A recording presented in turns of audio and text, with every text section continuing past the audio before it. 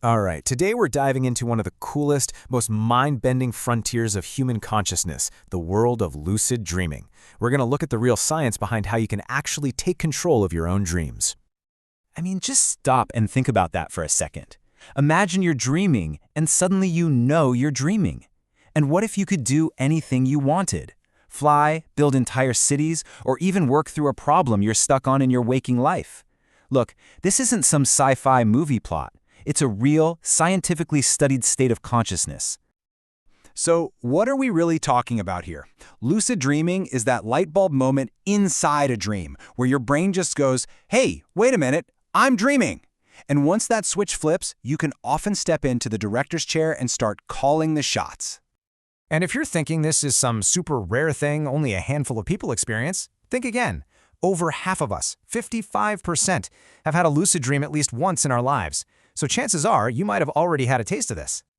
Okay, so let's get into the weeds a little. How in the world does this even happen? To really get lucid dreaming, you first have to understand what's going on in your brain when the magic happens. It almost always goes down during REM sleep. Now, REM sleep is fascinating because it's when our brains are just on fire with activity. It looks almost identical to our brain activity when we're wide awake. It's this high-energy, chaotic neural party that creates the perfect stage for consciousness to suddenly boot up. So, the brain is buzzing, but what's the actual switch that gets flipped? What part of the brain suddenly wakes up and realizes what's going on? Let's take a look at the brain's own little control center for self-awareness. Well, neuroscientists have zeroed in on one key player, the anterior prefrontal cortex, or APFC for short. You can think of this area as the CEO of your consciousness. It's the part responsible for self-reflection, planning, all that higher-level thinking. And get this, it's not just about brain activity. There seems to be a physical difference. This chart here shows that people who have lucid dreams all the time actually have a larger volume of gray matter in that specific part of the brain. A bigger control center, you could say. So, the crucial function of this brain region is something called metacognition. It's a fancy word, but it just means thinking about thinking. It's that voice in your head that pauses and asks, wait, what was I just doing? Or am I really paying attention right now?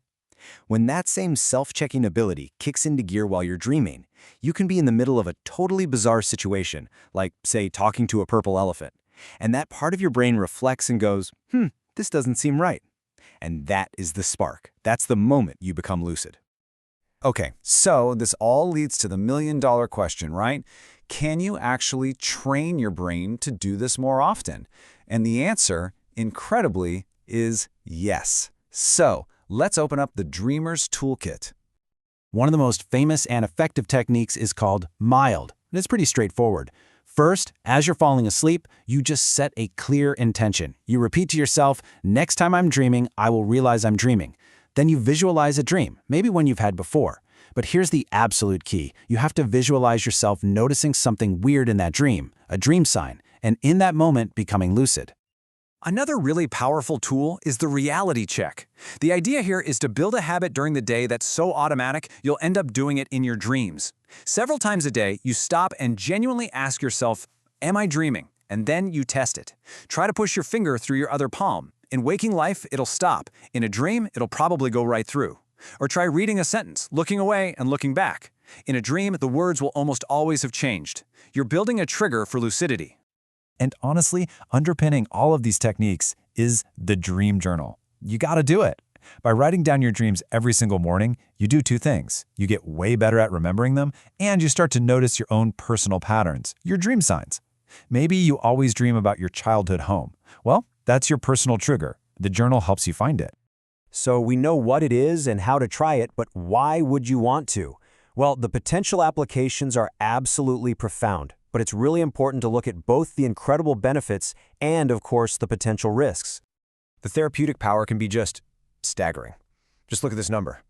In a major study on using lucid dreaming to treat PTSD, a whopping 85% of participants no longer met the criteria for the disorder afterward. Think about that. They learned how to confront and literally reshape their nightmares from the inside. So on one hand, the benefits are huge. We're talking about treating trauma, relieving anxiety, even improving real-world sports skills or boosting creativity. But, and this is important, you have to look at the other side of the coin. For some people, it can mess with sleep patterns, and it might increase the chances of things like sleep paralysis or getting a little confused between what was a dream and what was real. And this is the most critical warning from all the research. It's a hard stop. For anyone with a history of certain mental health conditions, especially things like psychosis or dissociation, trying to induce lucid dreams is a bad idea. It's just not recommended because it could make things worse.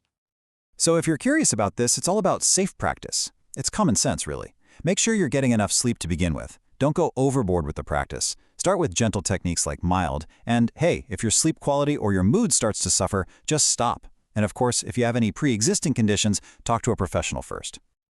So we'll leave you with this to think about. Lucid dreaming basically opens up a direct line of communication to the deepest parts of your own subconscious. If you had that chance, that one moment of total clarity inside your own mind, what would you ask?